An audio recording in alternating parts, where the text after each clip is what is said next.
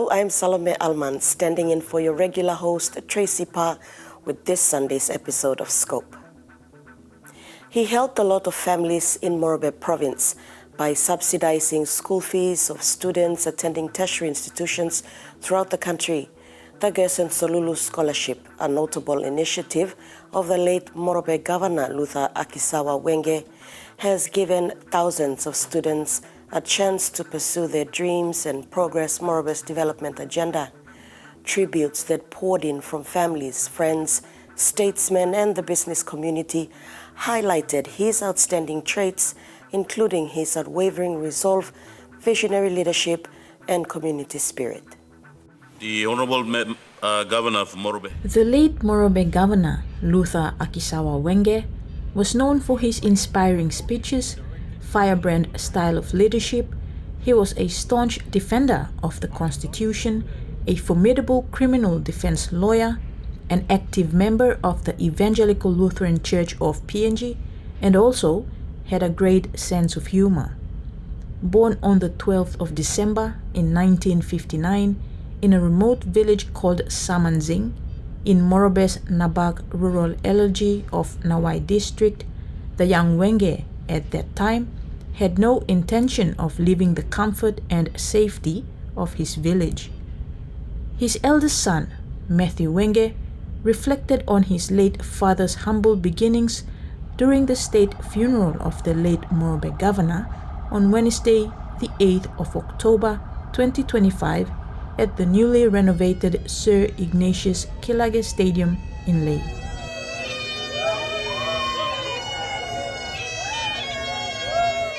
On the date of his birth, he was named Akisawa.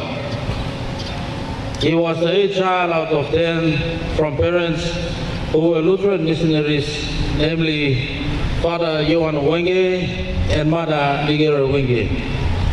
The parents are both from Nabak in Nawai District, where the mother is from Sakalang village and the father is from Kasanombe village. As missionaries serving in Samanzing village, a Mesem-speaking village, that is where he was born. His journey into formal education began in 1969 with a story that still brings smiles to our face. As a young boy in Samanzing village, he had no intention of leaving the village until his elder sister, Ukeka, cleverly lured him to Hobo village with the promise of something irresistible, which is the flower balls. His sister knew exactly how to tempt him, and it worked. He was carried by his sister crossing 4 mountains to come to Hobo village. And that is where he did his grades 1 and 2 at Hobo Community School in 1969 and 1970. While still a young boy, the late Wenge showed that he had potential to be a great orator, demonstrating his skills to his peers in the gardens by constructing a makeshift podium using firewood, then standing on his stage and imitating the elders of the village with remarkable accuracy. His eldest son conveyed that while it was all in good fun, it also revealed a glimpse of something deeper, a boy who understood structure, respect, and the power of words. After graduating from the University of Papua New Guinea in 1983, he attended the Legal Training Institute, where he passed the bar and was admitted to practice as a lawyer in the National and Supreme Court of Justice. He first worked as a lawyer with the Office of the Public Solicitor in 1983. As a lawyer, he defended men charged with serious indictable offense. Through fearless advocacy in litigation, he secured over 400 acquittals, earning a reputation as one of Papua New Guinea's most formidable criminal defense lawyer. His successful reign as a lawyer and his outstanding interpretation of the law, he was appointed by the Ministerial Service to be a magistrate in 1990. He served as a magistrate in Port Moresby then on to serve as the principal magistrate in Popoleta, Oro Province, from 1990 to 1994. After almost 4 years, he was recognized by our PNG judiciary and was appointed acting judge in 1994. Later on, he returned to our hometown here in Leh City and served as the principal magistrate in Leh District Court. But in 1996, he made a bold decision. He resigned from the bench to contest the 1997 general election for the seat of the governor of Morobe. Because he was actively involved with the Lutheran Church, he was given the titles of Songang in Yabim and Kasiga in Kote, meaning leader. In 1997, Songang Wenge became the governor for Morobe Province, maintaining the seat until he was ousted in the 2012 national general elections by Kasiga Kelinaru. Songang then returned to the provincial seat in 2022 when he defeated Ginsen Saunu.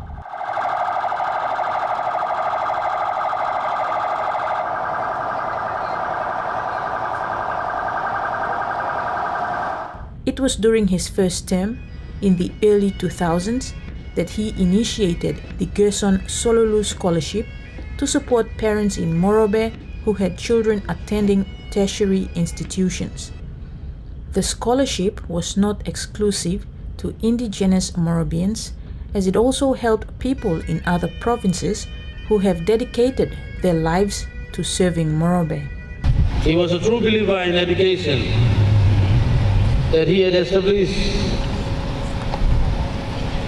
numerous high schools in the province, including Kabum, Bayun, Pindiu, Nawai, and Morobe.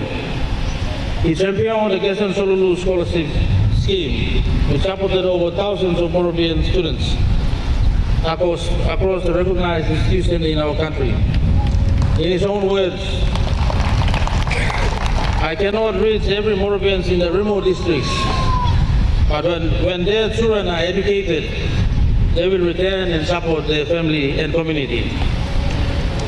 He initiated Leh's transformation into a cement city during his first term, starting at Edwin Compound, the pilot project to the runabout is proved successful, and we can now call Leh as the cement city. Chief Mourner John Rosso drew attention to the arrival of the late governor's casket on Friday, October 3rd, 2025, saying a regular trip from Nadzab to Leh, which would normally take 30 minutes, took 5 hours as people gathered along the road to welcome the convoy. Time Governor Luz,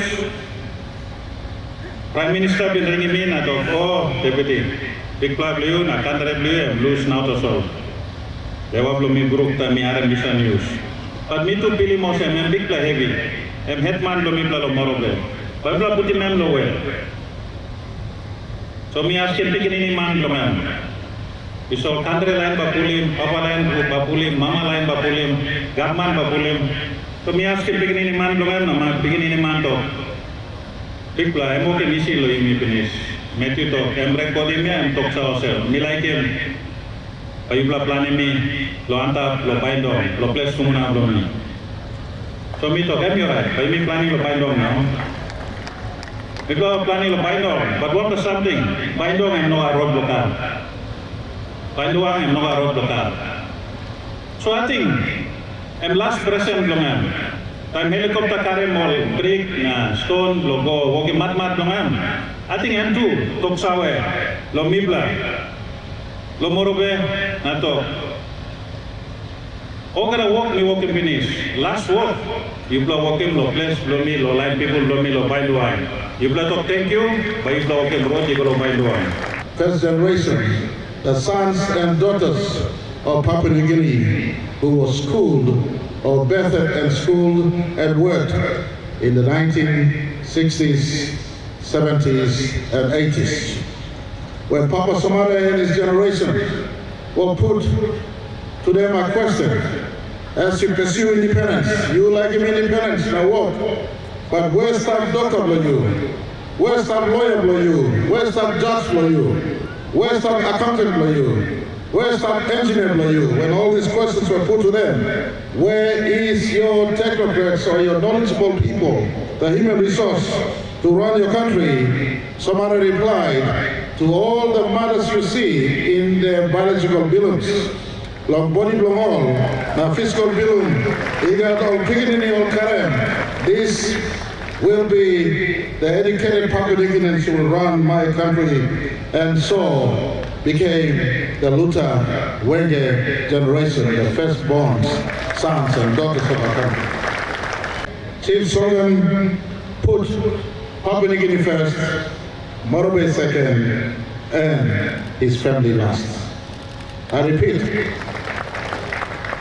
whilst he was given the mandate to be governor of Morobe in all his public life since 1997, he put PNG first, Morobe second, his family last.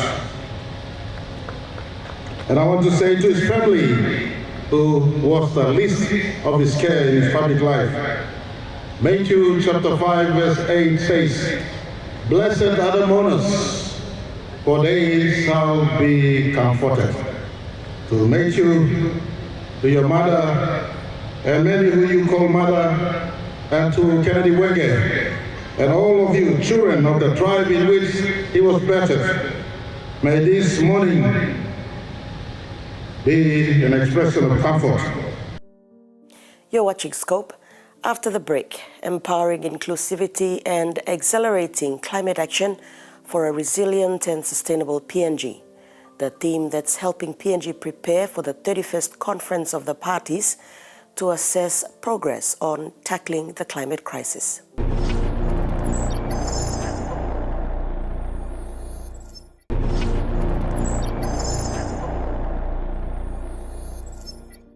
The Climate Change Development Authority started awareness and advocacy on climate change development in the country in preparation for the COP31 this November. It began with the 3rd National Climate Change Summit on October 1st to the 2nd. Hosted by the PNG Climate Change and Development Authority, the event focused on empowering inclusivity and accelerating climate action for a resilient and sustainable PNG.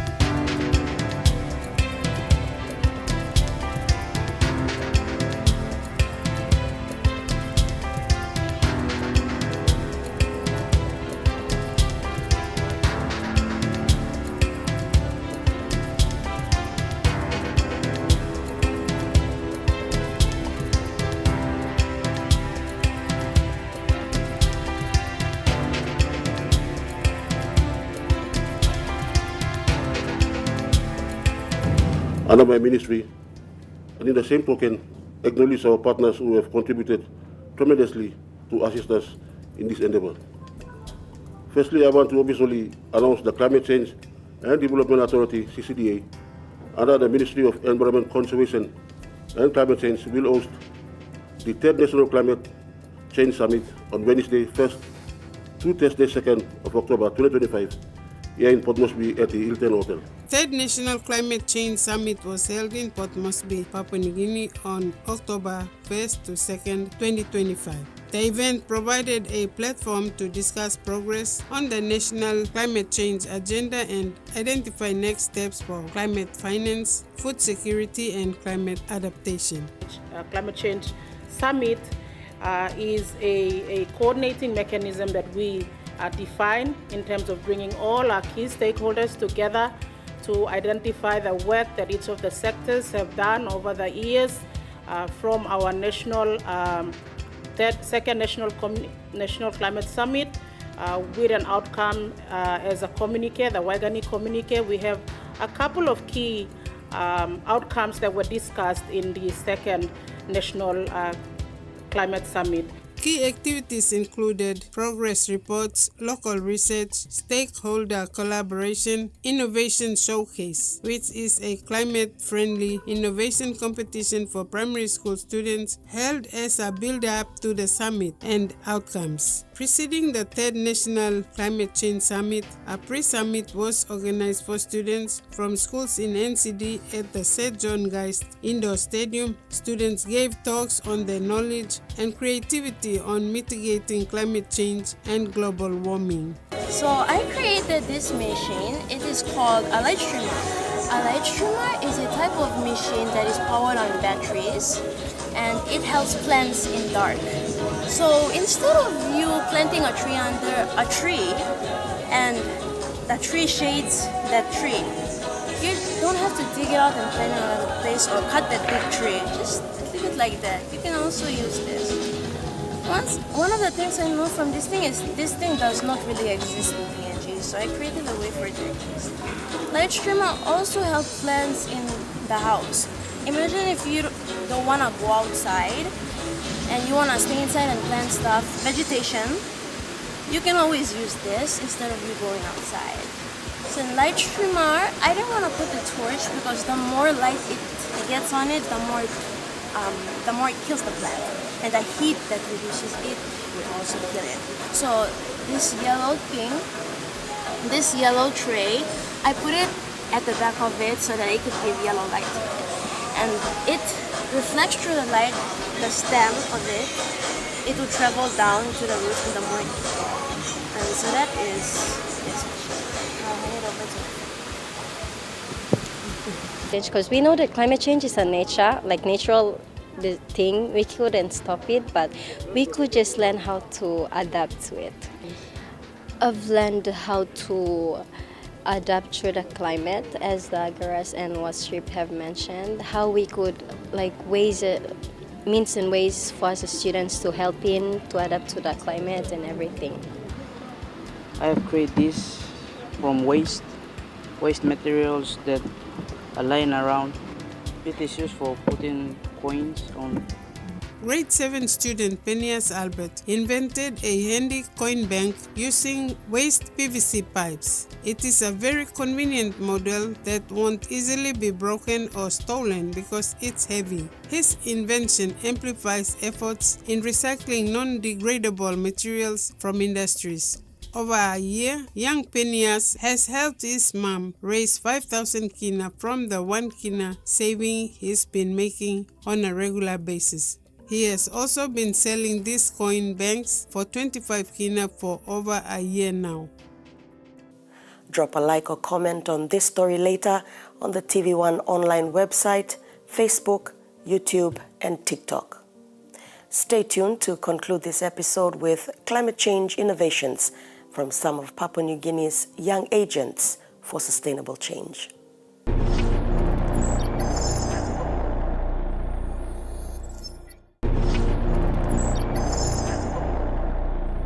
A week after the third National Climate Change Summit, the European Union Forestry Climate Change Biodiversity Programme for PNG observed the Green Diplomacy Week under Expertise France. Acting Managing Director for Climate Change Authority, Ms. Deborah Sungi, officiated at the opening of the Mosby Arts Theatre. In her introduction, she said that Green Diplomacy Week is a reminder that diplomacy is not only about government-to-government dialogue, but about shared actions. Papua New Guinea continues to make its stride in terms of alignment in its climate policies with sustainable development efforts. Our efforts to operationalize the Carbon Markets Regulation 2024, strengthen our green finance mechanisms, and implement the National Adaptation Plan and the NDCs are supported by the same vision that undermines the EU's European Green Deal, to balance economic progress with environmental integrity. Sungi said CCDA has also advanced with Papua New Guinea's concrete action on the ground, from biodiversity protection and forest monitoring to climate finance readiness and community resilience. the European Union Green Diplomacy Week involving forestry, climate change, and biodiversity is an annual event which the EU offices around the world host in different countries about this time of the year. It is an event leading up to the UN Convention on Climate Change, COP30, in Brazil from 10 to 21st November 2025.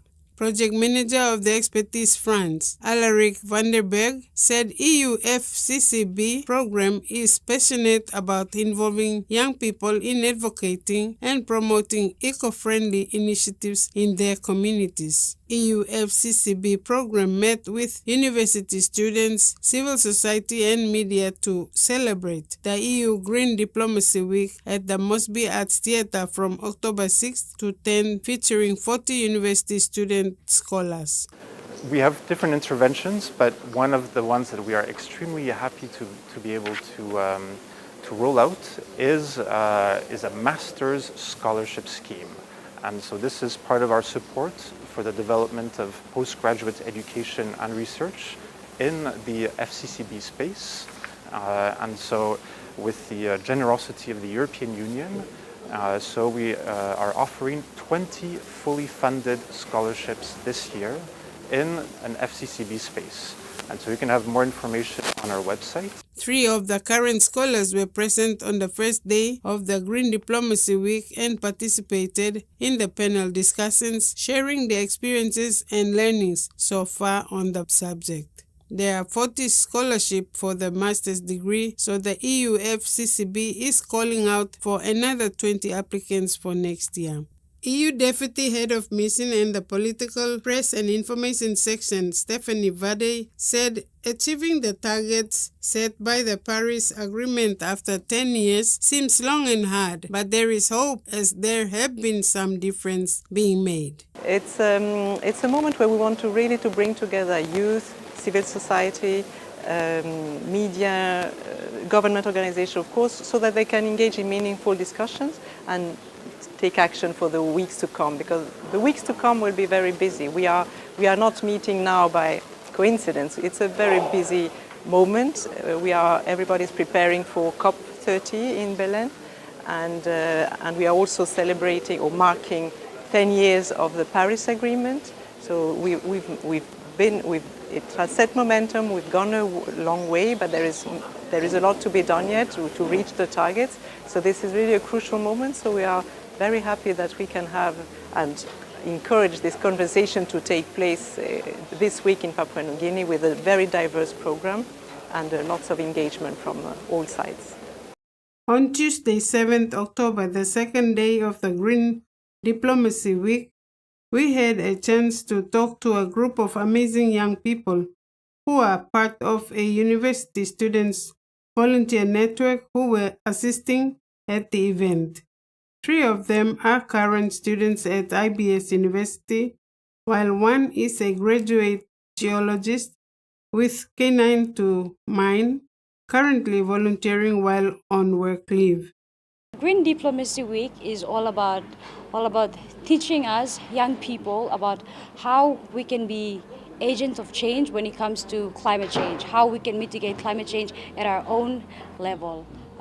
It's a program that brings together young students, youths, children, as well as policymakers and people from respectful organizations. It's also a networking event, I'd say, where we come and we meet other students from other universities and other schools to talk about them, to engage in conversations that is all about climate change and how we can help mitigate that.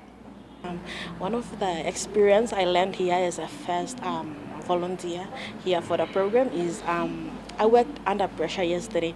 We have a total of 150 participants. However, yesterday we have only less than 20 here. So with our general leader, he assigned me to get everyone into groups and then we'll communicate through them. So there's no group in place. So I had to email 150 participants, which was really tiring. I was stressed under pressure, but however, this was a beautiful experience. So whenever you came out to volunteer, that is your learning ground. You learn, and then from your learning, it becomes your experience. Yeah, the program is Nice. What I learned here is that how the climate change is affect our country and how we can mitigate it.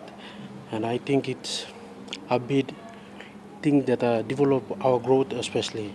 So I want my message here to all the young ones back and in and around the country. Please, the program is annually, and I want all of us to join. It's a free program, so you can join and gain some idea about climate change. Yeah. Volunteers, most of the volunteers are from all institutions within Port Moresby, mostly IBSU, UPNC, and all this. Myself, I was also volunteering for other organizations while in university. I graduated out in 2023. Currently, I am working with K92 Mining Limited as a geologist. But I am now on my break, and I came back to help out in this program. Diplomacy Week concluded Friday, October 3rd. And that ends this episode of Scope. Visit the TV1 online website, Facebook, YouTube, and TikTok, and leave a like or comment on our Scope stories this week. Thank you for your company. Good night.